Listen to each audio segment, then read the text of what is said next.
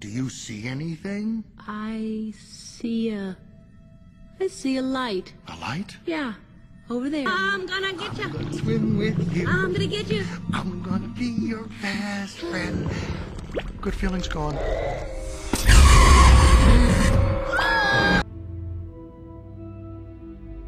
Throughout the course of history, organisms have evolved amazing mechanisms to survive. One of the little-known wonders of the world, and also one of the most mesmerizing one, is the process of producing light. Organisms living in the dark rely on this process to survive. It helps them catch prey, escape predators and find mates. Bioluminescence is the process in which living organisms produce light via a chemical reaction. Deep-sea organisms like the anglerfish, microscopic protists like the dinoflagellates, fireflies, Squids, jellyfish, glowworms, and many other organisms use bioluminescence to survive. All these organisms use a basic chemical substrate, luciferin, to produce light. It is a chemical consumed via diet or synthetically produced in organisms. When it reacts with oxygen in the presence of a catalyst called luciferase, it produces aziluciferin and light.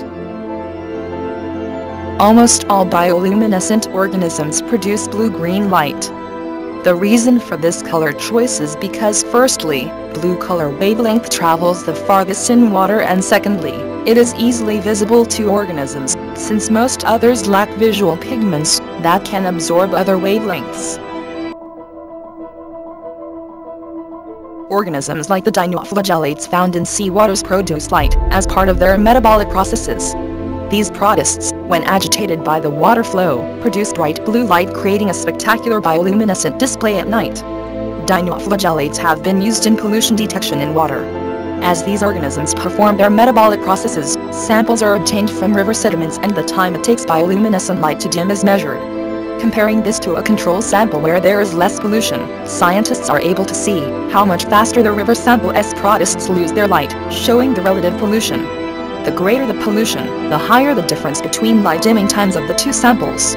By having a visible model of pollution in the water, it is easier for people to view the reality of pollution and its effects on the environment. Molocostus niger, as known as stoplight luciture, produces lights with different intensities. In addition to blue-green light that is produced by all bioluminescent organisms, this fish produces red light, which only unique to the species. It creates light and fluorescent pigment inside its light-producing organ photophore. This colorless light is converted to red light by passing it through a filter. Using this concept, scientists have made night vision goggles that can absorb light at longer wavelengths, including infrared, and amplify the light wavelength to visible wavelengths. These night vision devices are being used in military training operations to improve visibility at night. Light goes through the objective lens into battery-powered image intensifier tube containing the photocathode, where the electrons are amplified.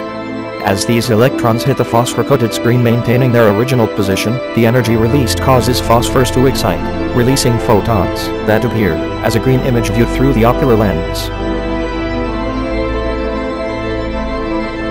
Deep-sea creatures have evolutionarily developed amazing biological methods to survive and continue. Exploring the sea will not only enhance our knowledge about the marine life, but also help us find biological solutions to our problems. Who knows what else the deep sea has to offer us, especially when 95% of it still remains undiscovered.